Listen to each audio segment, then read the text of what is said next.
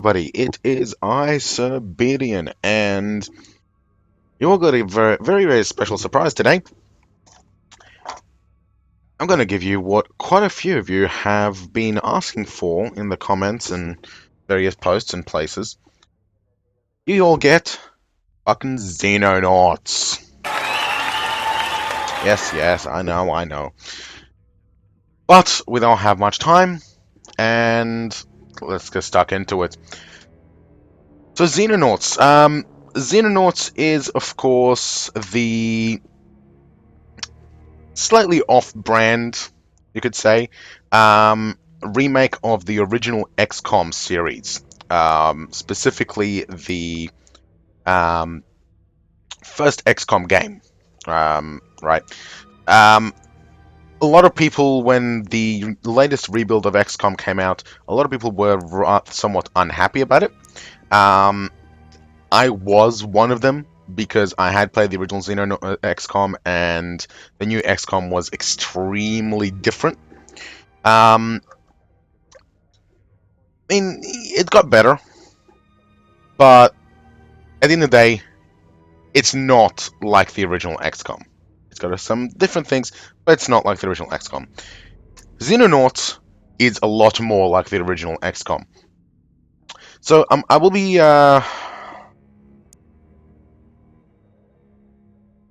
we'll play it on normal. I could probably get away with playing on veteran, but I don't want to get killed too early, so normal it is. And let's begin. So this is the Geoscape. This is, of course, a screen that you spend about a third to a half of your time, just passing time. And at the beginning, we have to decide where we are going to be setting up our first base. So we got a few options. We got North America, South America, Africa, Europe, Russia, although the UK should probably be changed to be separate now. Haha. Russia, Southeast Asia, and Australia. So, ideally, what we want is we want as much coverage as possible of things like major cities, major suburban areas, things like that. So the other thing that we want as well is good coverage of land.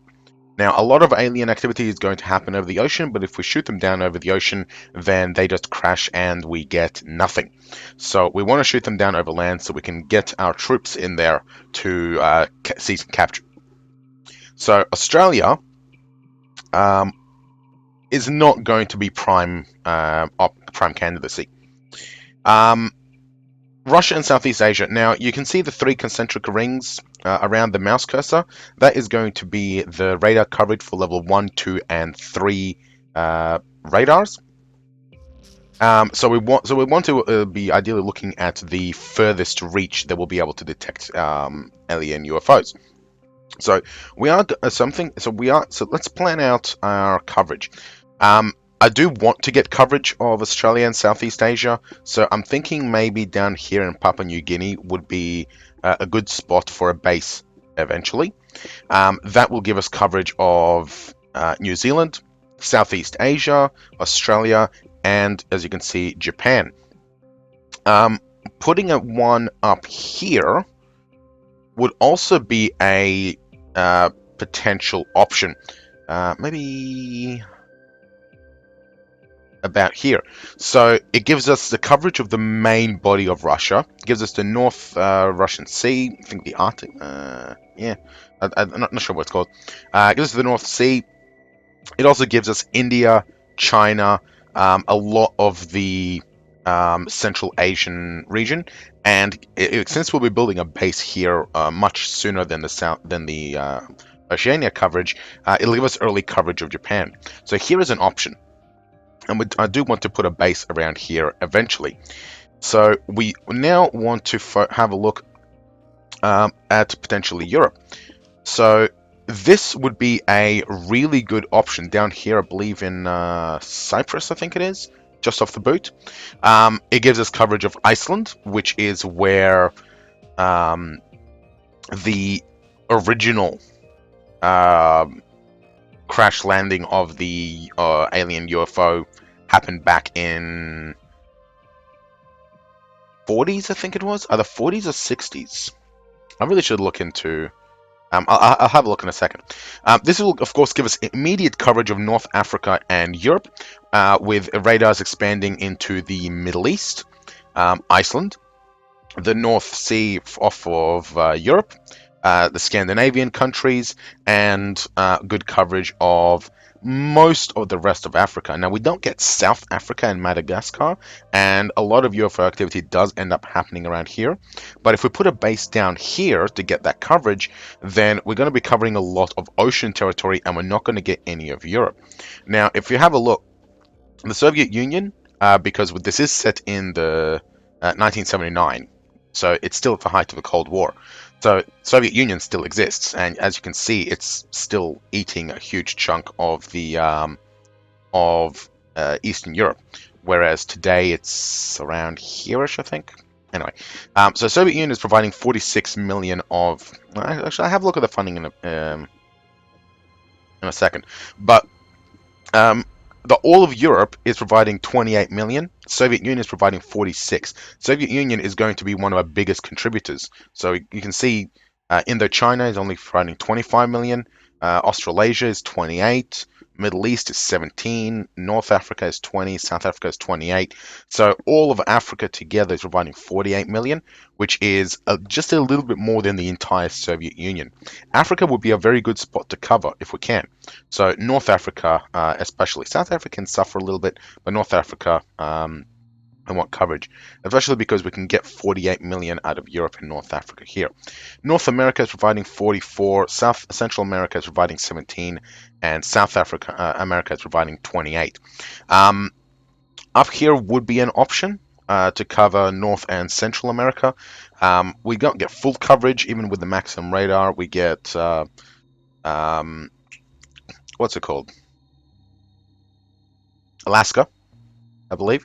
Alaska gets missed, and so does a fair amount of Greenland. But we do get Central America and North America. That secures almost about 60 million. It completely leaves South America alone, but eventually we can get coverage of South America. Although 2 bases to cover the both of them are a little bit, but we'll see.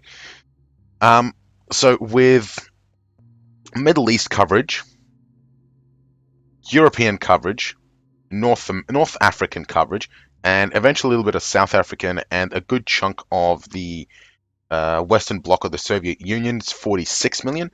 I think starting here in Cyprus would be a pretty good, solid investment. So, and then maybe an early second base to cover Indochina and the Soviet Union, to secure the rest of the Soviet Union's 46 and Indochina's 25 million.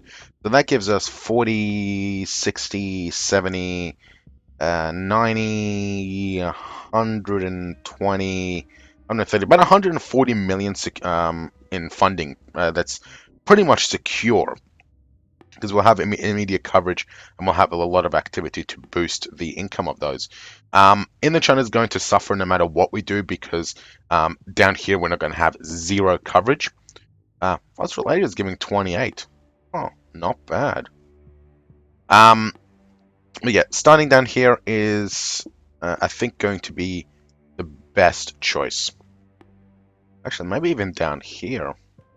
We still get we get a little bit more coverage of the European the Russian bloc, but we don't get as much coverage down here in the oceans. So no, starting down here off Italy is going to be, I think, the best option. So we'll build a base. All right, we're just going to call it Europe for now. We can always rename it, I believe. And here we go. So we have our coverage and we have a European base. Let's go have a look at our base management. Now, time does pause while we are away from the GSK. So you don't have to worry about faffing around with your soldiers and stuff like that, and then forgetting about the invasion. So we start off with a very simple base. We have our command center. We have a laboratory, which provides space for 15 scientists. We have a workshop, which provides space for 15 engineers. We have a living quarters, which provides space for 35 personnel in total, which we are currently using all up. We have our level 1 radar array. We have a storeroom, which provides unlimited storeroom. Yeah, storeroom just allows us to store goods and equipment. And we have 4 hangars, one with our landing craft, and one with two condors, which are our basic beginner level aircraft. And I'll show you the screen to give you info on that. So we have all of our personnel, so we need more living space. So let's build up a second living quarters, and we can rotate there. There we go. So that's going to take 10 days, and we have our maintenance costs here as well. The living quarters has 50,000 upkeep, which is not very much at all when you consider the fact that we're dealing in millions. So we'll get that up. Now we want radars as soon as possible, so we'll build 2 of those to get it up to level 3. Once the personnel capacity is in, we'll get another 15 scientists. I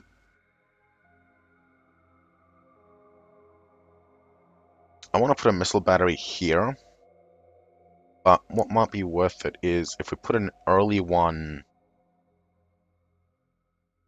here, that will let us put a 2 block here and then another one here. So that will be fine. Let's go have a look at scientists. So this is our chief scientist. He has a name. I have forgotten it. We don't get the pop-up at the moment for some reason. Anyway, he has a name, and I'll find it in a second. So we need the scientist is currently researching the alien invasion. We don't have anything else to do, so we'll just let them at it. This is our chief engineer. I believe he also has a name, but I forget it. He's Russian as well, so figures. We don't have any living space, so we can't hire any engineers. But we already have 10, so that's fine. We have nothing to build though, so they can just sit there for now. Storage, nothing in storage. I'm not sure if he actually has a name, but oh well. Storage is free and unlimited. You also don't have to worry about food, fuel, and ammunition. That's all free as well, which is excellent. All you have to do is build the actual weapons to begin with. It's cool. Here we have our barracks. And these are all of our troops, our soldiers, their rank, their name, their statistics, what role they are, and the roles are completely customizable. So you can give a heavy weapon guy a sniper rifle, and you know it'll be confusing because you're like, oh, why my heavy weapons guy doesn't have a machine gun? Whoops! But you can name them whatever you want. You can give them whatever you want, and of course where they are. So we have 10 guys and girls assigned to Charlie 1, which is our attack chopper, and we have 5 peeps unassigned, and we can transfer and dismiss them by checking. Here we can hire soldiers. So we don't have any living space, so we can't hire any new guys. So we'll come back to that. A casualty list. This is added by the community mod. And I'll put up a full mod list as well in the description of the video, so check it out down there. Because I am running a few mods, nothing too extreme, just some quality of life mods and stuff like that. I'll come back to the soldier equipment. Vehicles, we don't have any yet, but it works almost the same as the soldier equipment. You can outfit any vehicles you have here, so recon, craft, tanks, whatever. and our aircraft. So you have interceptors and dropships. So interceptors, you can select what weapons they use and how much ammo they carry. So we got 80 rounds of our autocannon and 2 sidewinder missiles each. Aircraft stats, decommission, relocation, and renaming. So we've got an F-17 Condor, and I'll show you in the Xenopedia as well. So we've got 2 Condors, and we have a dropship, and you can reorganize your guys, and this is how they start at the beginning of a mission. So let's go have a look at our guys and girls. So we have our sergeant here, Alexis Fournier. It's our only sergeant, the rest are moral corporals. And he's a 33-year-old Canadian who was previously in the Royal 22E Regiment with no combat experience fighting aliens. Specifically fighting aliens, because as you can see, oh no, in general. So you can see here that Thomas Polak has actually fought previously in Afghanistan. He's a Czech. He's a 26-year-old Czech from the 2nd Guards Army, and he has fought in Afghanistan. I don't know. I'm not too sure if that actually has too much of a role, but anyway. So Sergeant Alexis Fournier, he is our sergeant. Yes. So quick stats, time units. So with you can read it there, but with the new XCOM, each unit has 2 moves, and they can move a certain amount of distance, or they can take an action with one of these moves. Some actions require both moves, most actions require 1, but you can only move 2 times. So if you move 2 squares you use 2 turns to move 2 squares, you're done. Xenonauts uses the original XCOM technique of each action takes a certain amount of time units. Some actions use percentage, like shooting, but things like movements just use a base amount of time units based on other stats. So time units. So the more time units, the more you can do. You can run further. You can, well, not shoot more often, but you can run further before you lose the ability to shoot, which is good. Health, pretty basic. If it's 0, they die. Strength is how much they can carry. So you can see here there's a grey bar here that shows the maximum carry weight. You can overburden them, but then they have a reduced amount of time units. So strength is good. You can also throw further, like things like grenades, and also things like LMGs. You need 70 strength. You need 70 strength and accuracy. No, you need 70 strength to not suffer an accuracy penalty. But if you do suffer an accuracy penalty, then the lowest of the accuracy and your strength determines what kind of accuracy is needed. So we can see here that Alexis has 69 strength, right? So if after the first mission, he's going to probably pick up an extra point of strength, and then he can use machine guns without any recoil. And you can see here that the recoil for the ballistic machine gun is 70. So you just basically need to have the strength greater than the recoil if it has one. So we can see here that I don't think these ones actually have any recoil. It's just the machine guns, the heavy weapons, and some of them have less than 70 recoil, but a lot of them tend to have 70. So you want your strong guys to carry your heavy weapons. Pretty straightforward. Accuracy is obviously how likely they are to actually hit what they're aiming for. Reflexes. If you have time units spare, it's basically an automatic overwatch. The more time units you have spare out of your max, the more likely they are to overwatch and basically reaction fire against aliens that they spot moving during the alien's turn. And of course, the lower your reflexes are, the more likely they are to shoot at you instead. Bravery is, of course, bravery. It deals heavily with psionic attacks when you get attacked, and your chance to get suppressed and panic. Fairly straightforward. Mission kills, basic stats, whatever, usual. So let's have a look at our troops in general. So Jan Walter, or Jan Walter, because he's German. Previously in the KSK 18, 30-year-old, German, East German. Has got a good amount of health, not much strength or accuracy, very good reflexes and bravery. So this guy would be fantastic at basically running in and getting stuck into things. Because at close range, accuracy doesn't really matter as much. And with strength, well, it's not a big deal, because if you're in close range, you don't have to throw far. He's also got a good amount of time units, so Assault is going to be fantastic for him. But at this early stage, survivability is virtually 0, so shotgun out you go, ballistic shield in you go. And we'll give you a weapon so you can still shoot stuff. I will have a shotgun spare, just in case he loses his shield. We want a good amount of grenades, flashbangs. Flashbangs suppress, smoke grenades block line of sight and stop enemies from, or you, from shooting through accurately, and frag grenades deal damage straight up. So fairly straightforward. Assault, if we're stuck in a firefight, Assault are going to be moving and potentially flanking. So med packs are going to be useful. Because if they're all alone, you want to be able to heal themselves.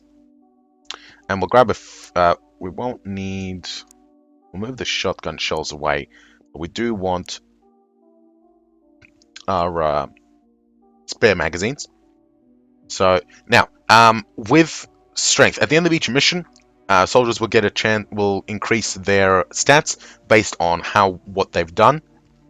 Strength pretty much always increases by 1, at least, if your carry weight is greater than your limit. So we are going to give you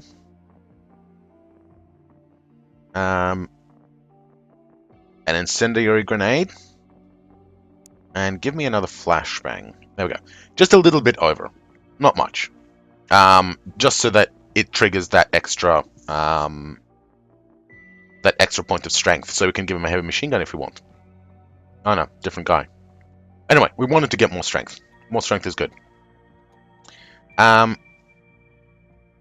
Polak, our Afghani expertise Czechoslovakian, 26-year-old. Strength and incredible accuracy, not much health. Sniper is an ideal role for him, so we'll give him an extra clip, or extra magazine. Bad beard. It's not a clip.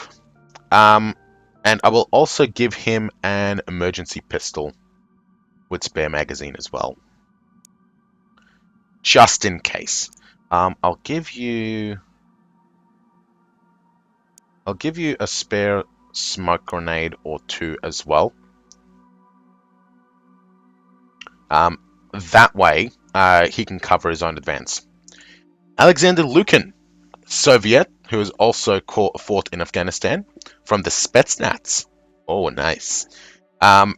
He looks like he's a pretty good all-rounder. Good health, accuracy, reflexes, bravery. Very nice all-round. So what I'm going to do is I'm actually going to change him around. He doesn't have 70 strength. So I'm going to change him around to Rifleman. Get some basic equipment and gear up on. And spare mag. 2 more spare mags. We'll also grab some incendiary grenades. And some more flashbangs. There we go. That'll do. Lucas Pedersen. Ah, he's a strong one. Alright. We'll change you to heavy weapons. Get some machine guns on.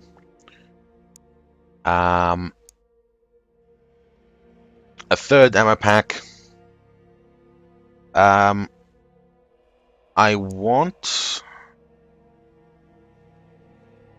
He's probably never going to use it, but I want a pistol or 2.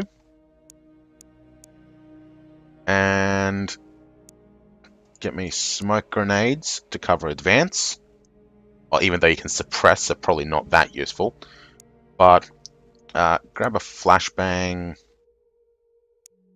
And yeah, no, that'll do. That'll do. 23-year-old Danish. Natalie Wright.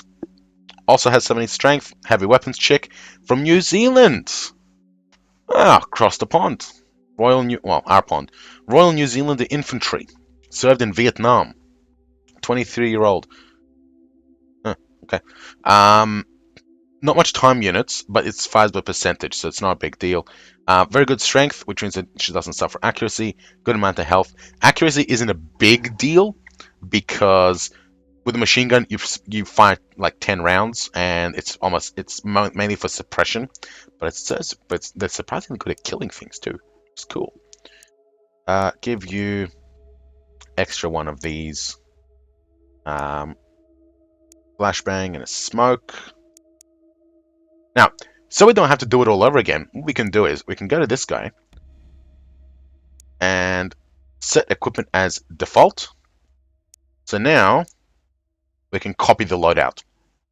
And that makes things a lot easier, especially because with XCOM, right, when a soldier dies, it's a big deal.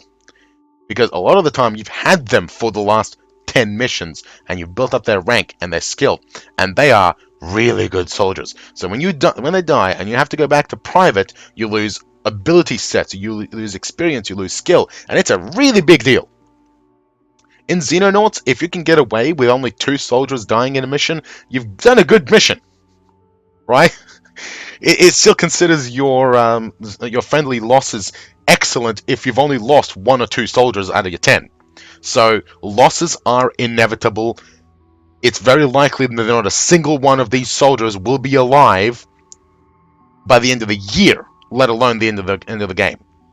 So yeah, if we can get any of these guys to survive to the end of the game, that's going to be awesome. But honestly, I'm not expecting it. We'll see. We'll see. But what I was saying, yeah, so because you will suffer losses and you will need replacements, and that will happen on a regular basis, being able to just click and use the default loadout is going to make things so much easier. Jens Reachers, German, from the Gigan, no, not Gigan, GSG-9, 27-year-old German. Good amount of stats, not too far off being able to use heavy weapons. Decent reflex and accuracy. Yeah, rifleman will do. We do have a better loadout, so we'll just swap you out, add those in. Perfect. Alexis Fournier, Canadian, Royal 22E. Oh, he's a sergeant, of course. We'll give you that, and for you, I will also give you a C4 pack. Yes.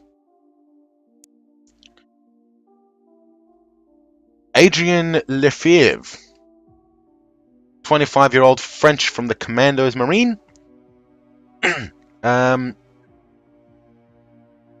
Not too bad.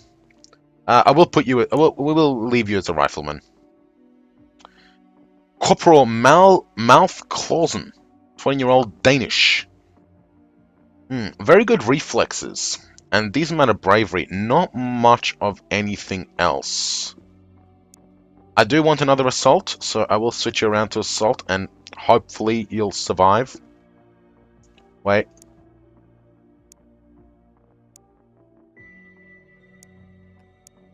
There we go. Swap around this as assault, and hopefully you'll make it. And last of all, Corporal Andrei Skuz, Hungarian from the 37th Air Assault.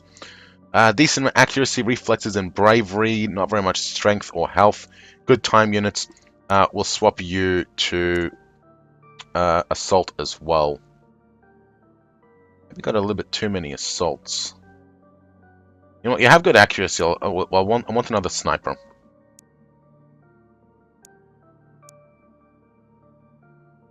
And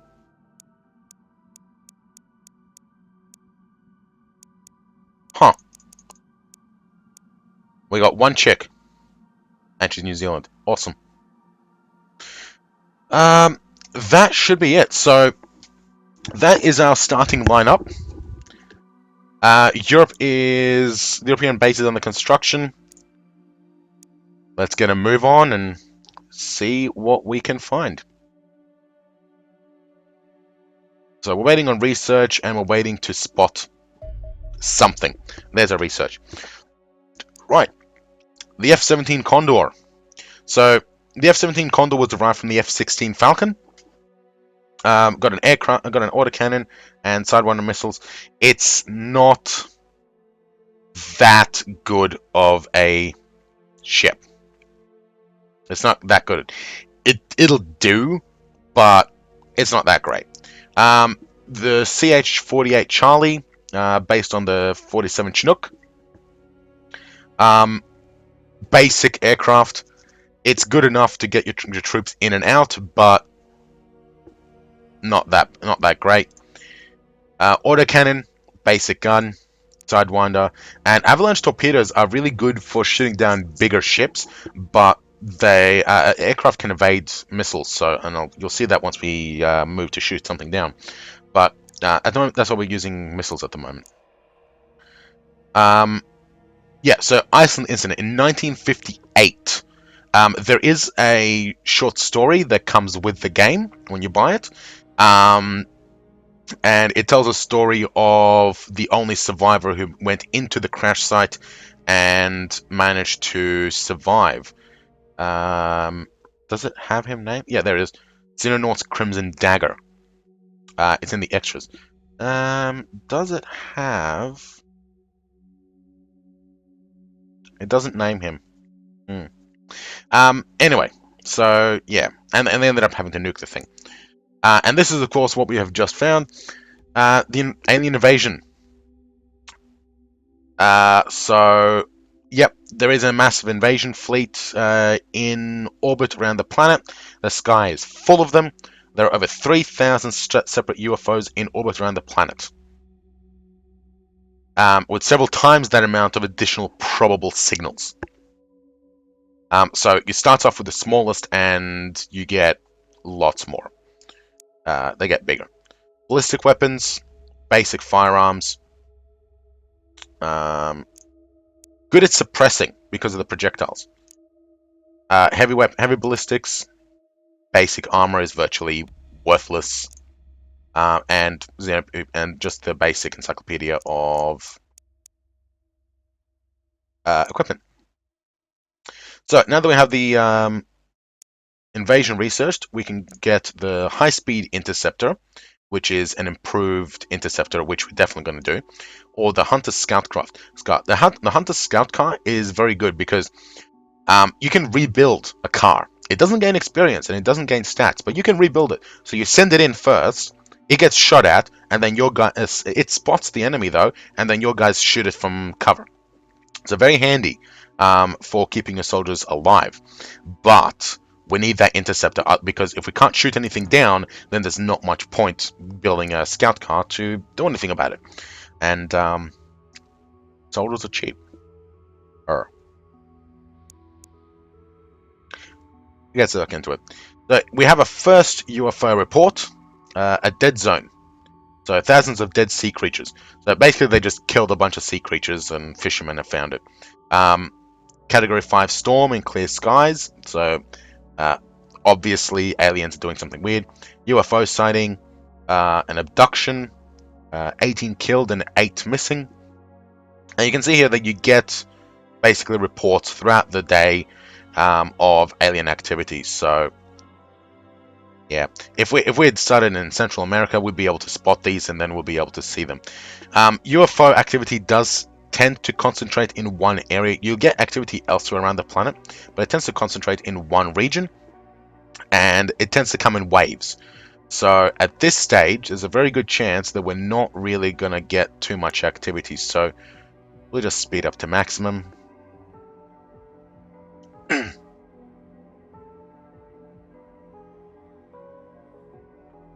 But you can see, right, that up in the top right, so region relations are average, So that basically how happy they are with our service.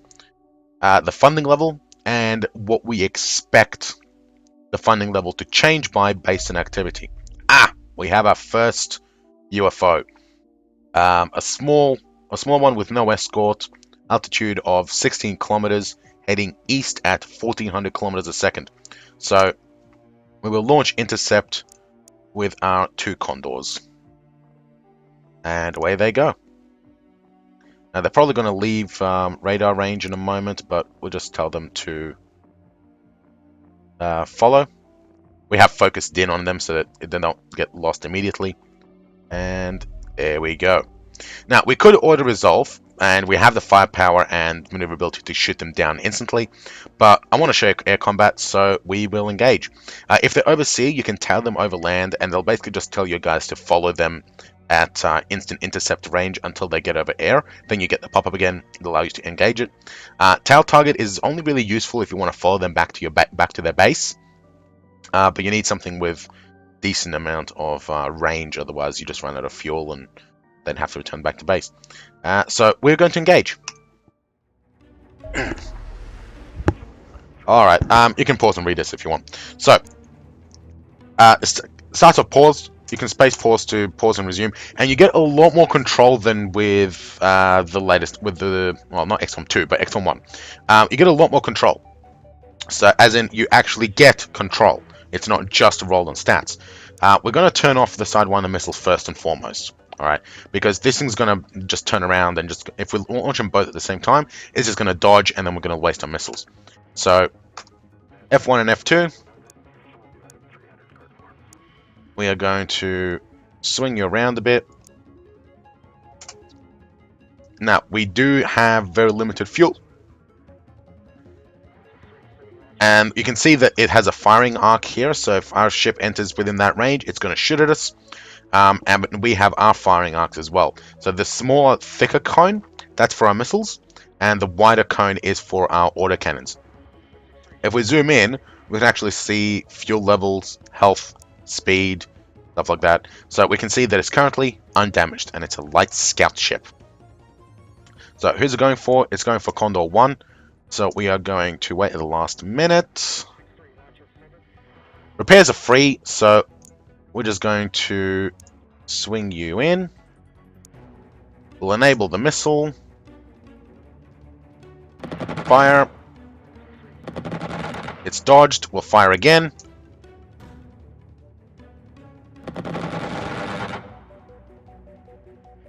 Okay, if Condor 1 has fired, we'll pull you out. Now, we'll go for broke. Boom! And hit. So we've taken a small amount of damage, 16%, but the Condors will return to base. In response, we are going to intercept. Airstrike is an option. Basically, it orders local authorities to move artillery into position or conduct an airstrike, and they basically bomb the UFO into pieces. That will instantly kill every alien that is at the crash site, but obviously you don't get any components because it's basically scrap metal. It's alien metal, but it's scrap metal. So airstrike gives you a decent amount of money, not as much as doing a full intercept, but it gives you a decent amount of money, and it's still it's better than just letting them run away. Because if they run away and escape into the open, then you get nothing, and the region doesn't like you. An airstrike is better than ignoring it. An intercept is best. But sometimes you just don't have enough strike craft or troops to do an intercept. You can see here that North Africa has a predicted change of plus 160,000. That's because we shut down a UFO over their territory. So, small interception with the desert terrain. By the time they get there, it'll be daytime, which is perfect. So we're going to intercept it with Charlie 1 and launch. It's going to take them a while. And Squadron 1 is returning back to base for rearming and repairs. Yep, rearmed. And we should get a repair notice in a moment as well. There it is. Oh, refuel. Rearmed, refuel, and repair. Good. And let's begin.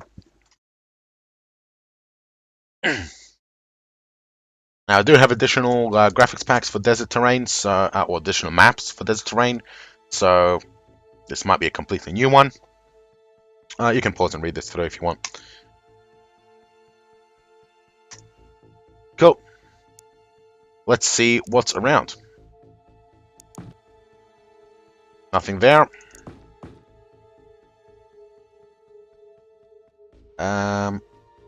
Let's put you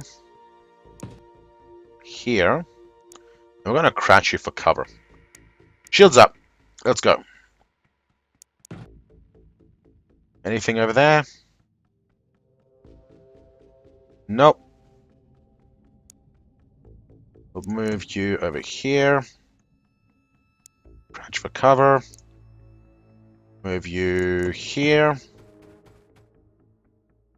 Crouch for cover. Crouching for cover is critical, because at this stage, our guys can maybe, if they're really lucky, they might be able to survive one hit. That's it. And some cover is better than no cover at all. Move into position. Crouch. We got a shield guy. We're going to run you forwards. So you can see that at this position, he gets good cover in this direction and on an arc about there. But it gets no cover from this angle. Or he gets light cover from this angle and good cover from that angle. I don't know. But we'll crouch and I'll get him to face this way, because he's got cover from that side, but I want the shield to block any shots coming from that direction. Machine gun. We are going to move you here. Going to cover, crouching. We'll get a second LMG. We'll cover that direction.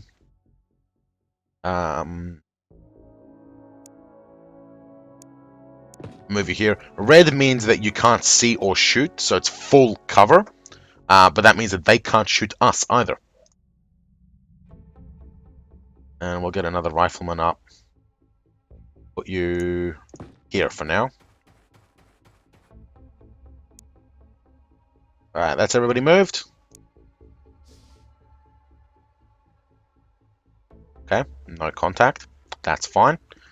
No, so we have a sniper covering this approach here. And I want you to move here.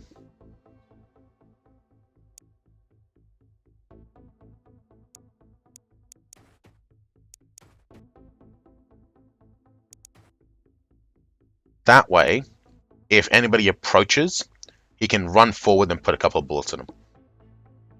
Alright, let's move up. Got one! Alright, that I believe is a civilian. So we are going to open fire. So we have a 29% chance to hit, and each projectile has a 29% chance to hit. But you can see that we have one big rock, which has a 45% chance to block, and a second rock, which has a 45% chance to block. So those are not additive, they're multiplicative, which means that there's like a 60% chance to block them both, I think, and only 29. But most importantly, it'll suppress them. So we are going to fire. Or, alternatively, we'll just hit him 5 times and kill him outright. That works too. Yay! First kill! Alright! Alright, we got a second civilian. Crouch down. Second machine gunner up. Suppressing fire! We did score a hit.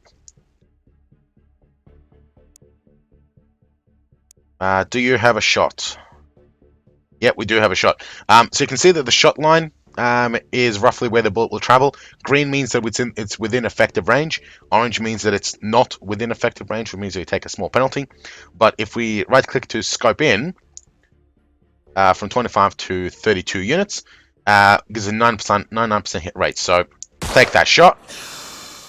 And that's a second kill. Beautiful! Right. Let's move up. I want to get eyes down range. So we've got him covering that approach. So we'll get him to cover this one. And we got... I'll move you up a bit. And we got 3 guys. We've got 3 corporals covering this approach down here. And we got our 2 machine gunners here. Where's our sergeant? Oh, here he is. Okay. So with full-time units, they have pretty good. They have reasonably good, well, effectively Overwatch coverage. So, oh, move you up. You're in the back. Friendly fire is a thing that you do need to be careful of. It is very, very possible to shoot your guys in the back. Anything down there? Nothing there. Yeah, we can get you moved here. Alright. How many does it take to crouch? More than 7?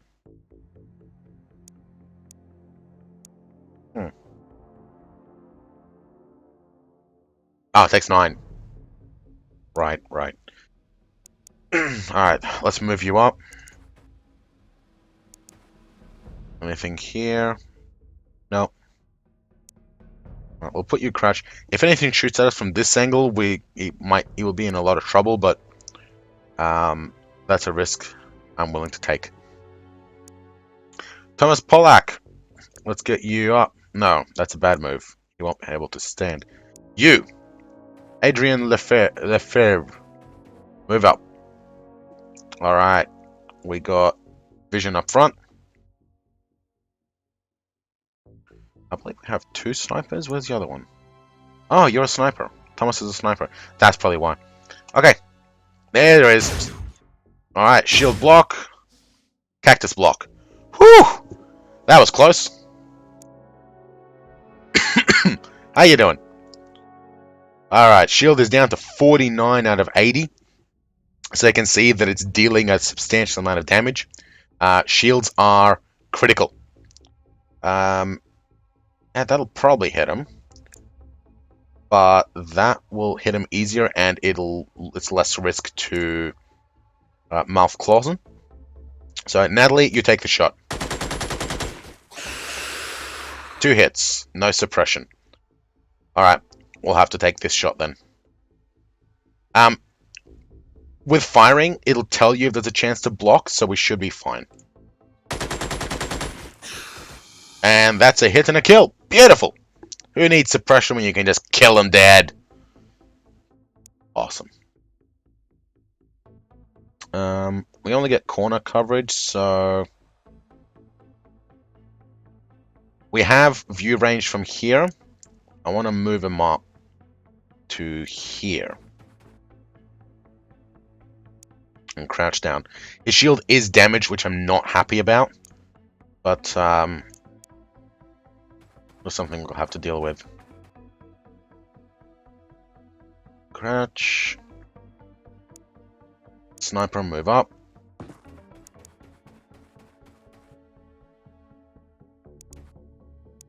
Yeah, can't crouch, but oh well.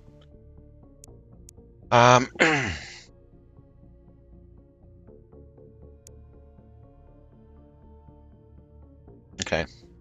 Let's get you moved up to here. And just do a full proper sweep. Okay, so that's the map edge, so...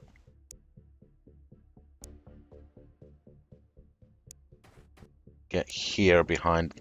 Oh, it's only cactus, but it's better than nothing. Alright. Jen's Witchers. No, you can't do anything practical. Well, move up here at least.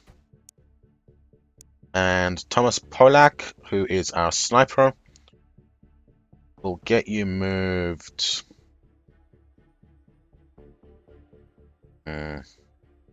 Move here for now. Who hasn't moved? You haven't moved. That's fine. Alright. Thomas, move up. Yeah, so he's only got 58 time units, whereas Adrian has 74. So, yeah, obviously has far more movement. Much better for scouting, exploration, doing sweeps, all that stuff. Alright. Nothing there. Jens is a 75. We'll move you up too. Crouch into cover. Alright. Malth, I will get you to move here. Get behind cover. Now, what's interesting is that if I were to put, say, a guy here, he would get cover from this guy from that direction. So if anybody shot out from that direction, they would hit the shield, and they would very likely be blocked the shot. So using these guys as mobile cover is a very viable tactic. Yep. Put you here. Got nothing to shoot at right now anyway. Move you up here.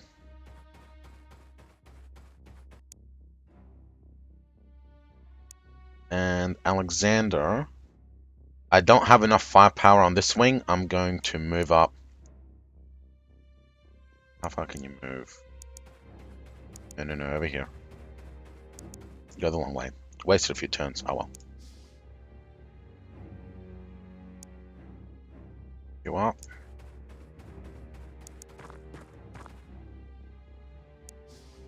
Everybody's waiting on him.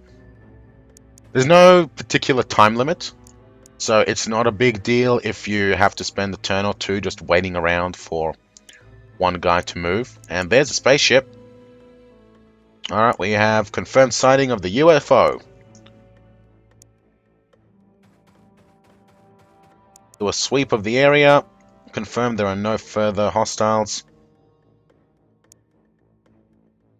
Andre Zooks.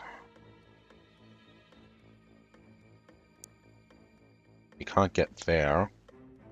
So get behind that cactus.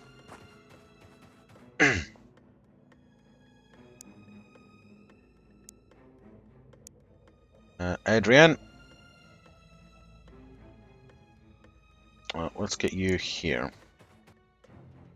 I want line of sight around that cover. Thomas. Move up where you can. Yep, that's fine.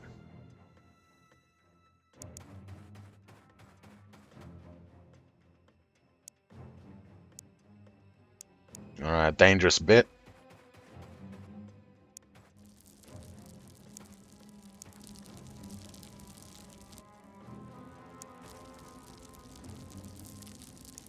Okay, can stay there. One of the mods adds fire and smoke and debris around crash sites, which I like because it helps, as far as I can gather, helps prevent a very annoying quirk where sometimes enemies will get, say, here, and you can't actually shoot along the edge of the UFO. So they'll stand there, they'll shoot your guys, and if you're along the map edge and you can't come in and flank, you basically have a funneled choke point that you can't throw grenades over, and you can't shoot rockets down, and you can't shoot bullets down, but they just mow half your troops down. I have had it happen before, and it's really fucking annoying.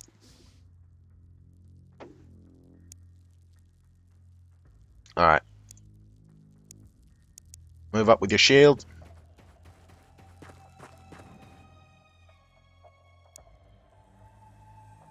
And I'll get you to move up with your shield.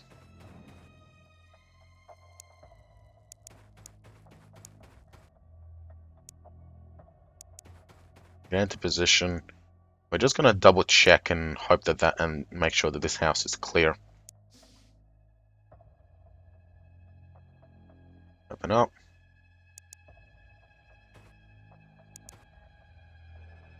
Alright, shed's clear. Perfect. Move you here.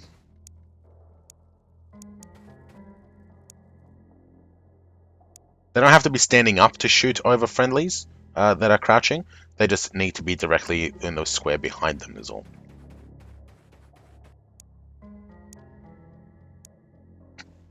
Move up.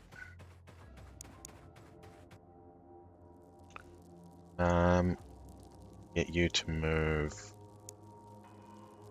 here. You can move here. We've got a sniper, so I'll get you to swing around behind. Because you're no good to us where you are. Adrian, Lefebvre there. Get a little bit closer to the UFO. We do have a machine gunner. Natalie, I want you to move up as well. There they are. Reaction fire! We got a kill. Beautiful. Ah, that was the last one. Alright. And the combat report, and perfect timing as well, as we are coming up on an hour for the episode. 4 out of 4 aliens killed. Excellent. Xenonaut casualties, 0. Excellent. Surviving local forces and civilians, well, there weren't any anyway, so excellent. Right. We get 3 excellents. That means that we are going to get a nice boost for our rating. First ones, obviously, we're going to get a lot of research. So, Light Scout Data Core, Alien Alloys, Civilian Guards, and Non-Combatants. We didn't see any Non-Combatants.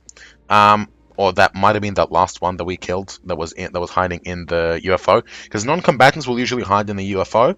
Guards will either hide in the UFO, but will often run outside and try and attack you before you get it through.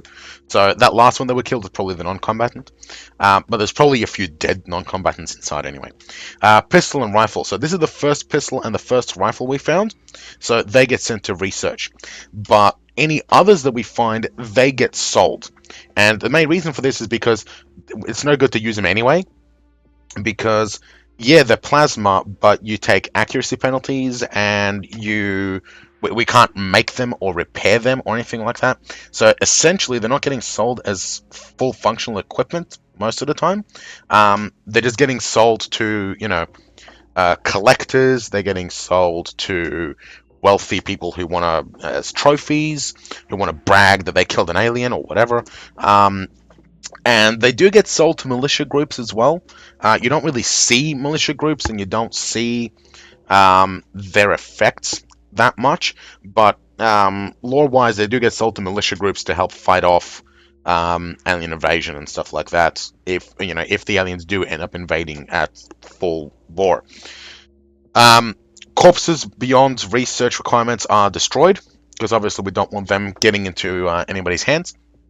So we got plasma batteries, which are basically ammunition magazines. So 240 grand out of those. 240 grand out of 3 plasma rifles, and the pistol must have been from the non-combatant, so that got sold for 60 grand. So made 540,000. If you remember, artillery would have only netted us about 140,000. We got 500,000 out of doing this one mission, which is fantastic when you don't have to replace troops. And we also picked up 2 units of alien alloys. We also get a bunch of stats and attributes. So Corporal John Walter, he got a unit of strength and a turn unit, so he's going to be faster and stronger. Thomas Pollack, he just got turn units because he spent time running around. Alexander Lucan scored a kill. He got the one in the spacecraft. He got the last guy. Strength, accuracy, reflexes, and turn units. So he got the strength because he's carrying stuff around. He got the accuracy because he got the kill. And you'll notice that all the guys that got the kill got an accuracy point. So Alexander got an accuracy, Lucas got an accuracy, Natalie got accuracy, and Andre got accuracy. So by getting kills, you guys get more accurate, which is great. Reflexes because he got he at least took a shot. I don't think any of them actually took a shot on reflex except for Alexander. Anyway, he either took a shot or got a kill on Overwatch, so you got a reflex boost, and you got a turn unit. You'll pretty much almost always get a turn unit. I'm not sure what I think you have to be moving 70% of the fight or something like that, but you'll almost always get a turn unit. Lucas got strength and accuracy, Natalie got strength and accuracy, all very good for their heavy weapon skills. Jen's got turn unit, nothing much there. Strength and turn, strength for mouth, and Andre Zook's got strength, accuracy, and turn unit. So overall, not bad. It is also possible for them to get medals. So once they get a certain number of skills, they'll get medals, they'll rank up, and all of that stuff. And if they get injured and survive, they'll also get like purple hearts, which raise their bravery and shit like that. So you'll always get at least some increase in stats. So yeah, most of these guys are probably going to be dead in not that long, but keeping them alive is very important nonetheless. There we are. So we can now research the pistol, the rifle, and the alloys. So if we go to the research screen, so plasma pistol, so sidearm, allows us to improve infantry armor and advance the knowledge of energy weapons. Rifle may advance energy weapons, and alloys will allow us to work with those alloys, and also give you various allure bits as well. But we are going for the high-speed interceptor because we need that first. So that is our first introductory episode of Xenonauts. Yay!